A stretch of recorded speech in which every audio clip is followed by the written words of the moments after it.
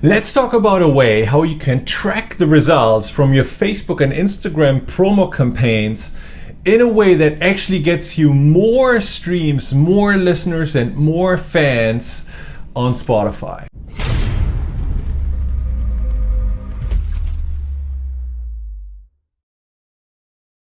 Hey, it's John here at HypeDate, and I want to talk about a problem that I see over and over again. And that is that music artists who use Facebook and Instagram ads to boost their music on Spotify, they get into this habit of chasing cheap clicks or cheap conversions of Facebook. And when you do that, the problem is that you're forgetting about the impact of the quality of the traffic you're generating, okay? Not every click that you generate from your Facebook ad is equal.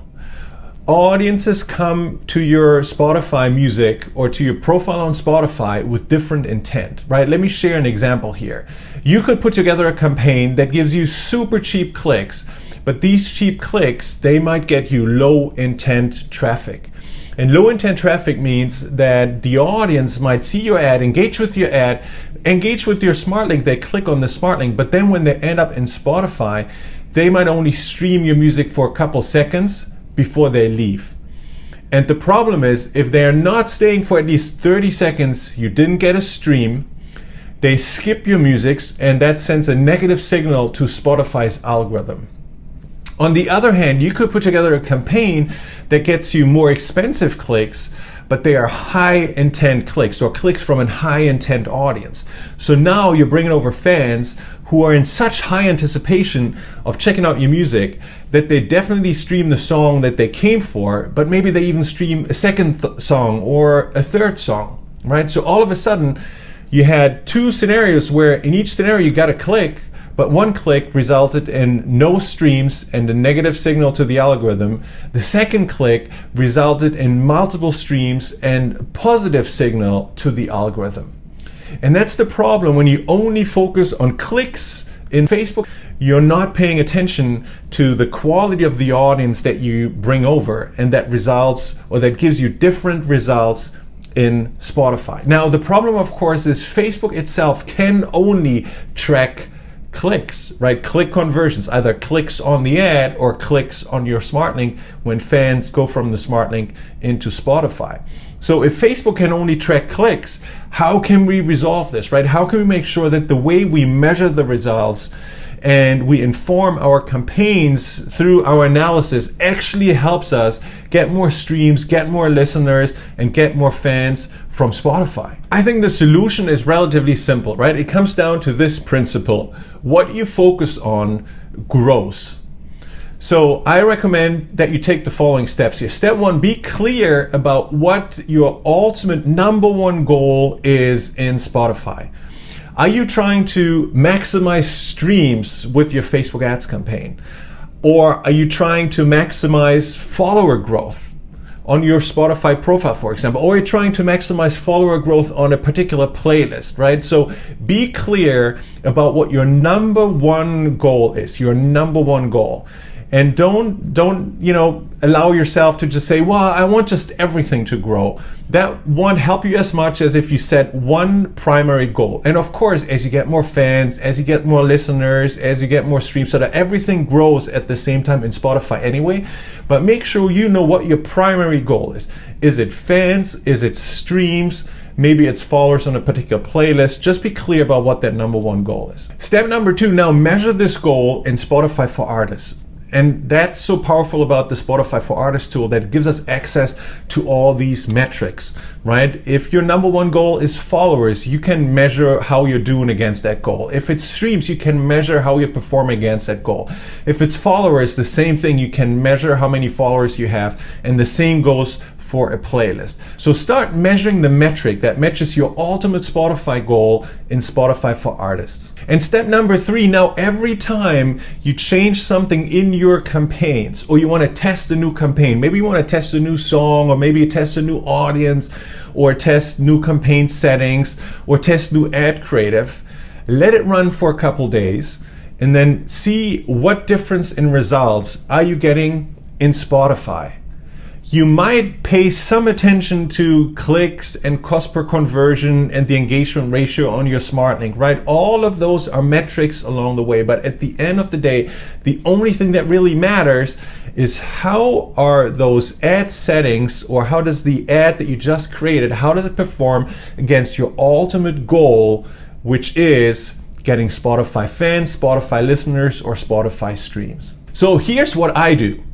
When I run a campaign or I test a campaign, I run it for 7 days, and then at the end of these 7 days, I match my campaign results with the results for the same time period in Spotify for Artists.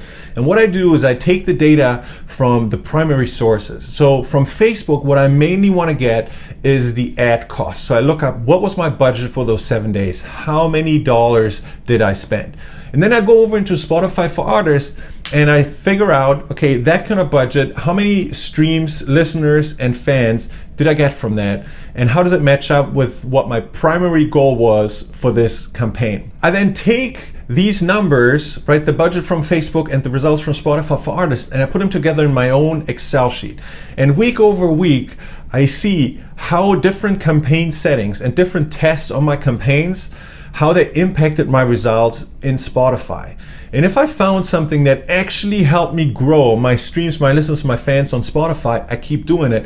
And I add in another variation to see if I can beat my own results and I can increase those results in Spotify. And my whole focus is on these Spotify results, right? I might have a campaign that gets me cheaper clicks and more clicks for the same budget, but if it does not move the needle in Spotify, I scrape it, right? Because it didn't give me what my ultimate goal is. It didn't give me bigger results in Spotify. And that's why I advise so strongly and recommend so strongly that you don't just go out there and chase cheap clicks or cheap cost per conversion, but you always focus on what your ultimate goal is in Spotify. And full disclosure, right? This is not a perfect analysis. It's not a perfect analysis because your results in Spotify are not just impacted by your Facebook ad campaigns, right?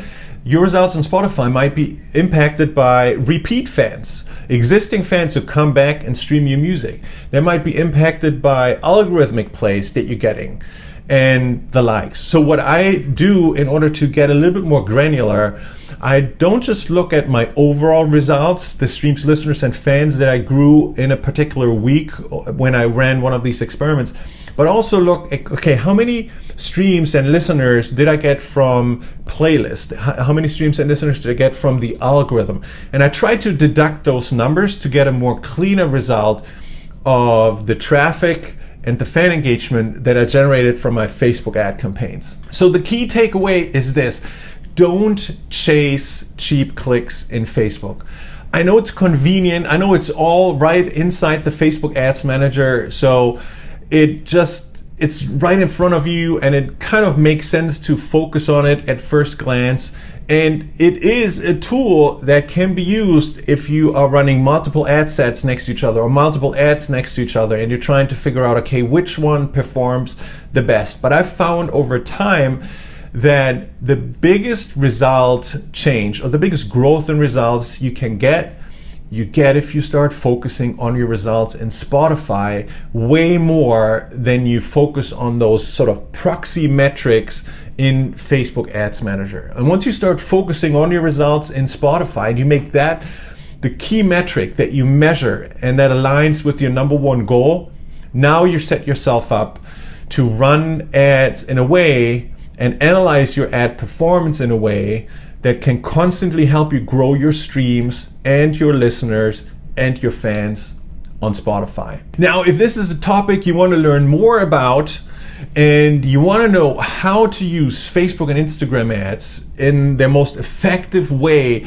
to help you grow your results on Spotify, then check out a link on around this video to the Spotify Growth Engine. The Spotify Growth Engine is a training and coaching program that I host where I break down the exact process, click by click, on how to run high impact Spotify campaigns off of Facebook and Instagram ads. And if you want to learn more, or if you want to see the results other artists got using the Spotify growth engine, again, just click on the link that's on around this video here. It'll take you to the homepage of the Spotify growth engine, where I have a video for you with a detailed breakdown of what you get, what's included, what to expect, and lots of testimonials from other artists who joined and got amazing results for their music with the Spotify growth engine. I hope to see you on the inside, and I can't wait to see you in the next video. Cheers.